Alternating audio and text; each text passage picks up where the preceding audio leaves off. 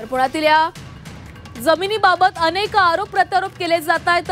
पार्थ पवारांच्या कंपनीकडून कशा प्रकारे ही जमीन खरेदी केली गेली याचे पुरावे झी24 तासने देखील दाखवलेले होते। विरोधकांनी देखील ही बाब लावून धरली।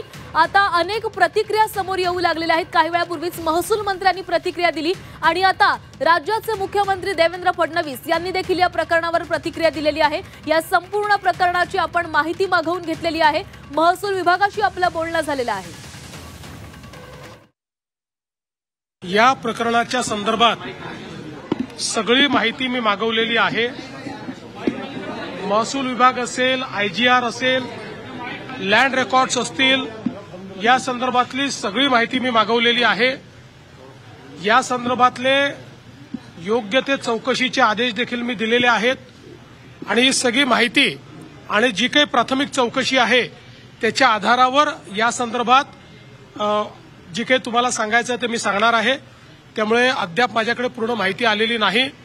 प्रायमा फेसी जे मुद्दे समोर येत आहेत ते मुद्दे गंभीर आहेत, त्याच्यामुळे त्याची योग्य प्रकारची माहिती घेऊनच बोललं पाहिजे।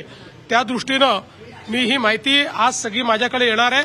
ती माहिती आल्यानंतर तुम्हाला या संदर्भात शासनाची पुढची दिशा काय आहे, याच्यात कारवाई काय आहे, या सगळ्या गोष्टी सांगण्यात येतील। या संदर्भात उपमुख्यमंत्रीही अशा कुठल्या प्रकाराला पाठीशी घालतील असं माझं मत नाही, कारण या संदर्भात आमच्या सरकारचं एकमत आहे। कुठेही अनियमितता झाली असेल तर त्याच्यावर कारवाई झालीच पाहिजे या मताचे आम्ही आहोत।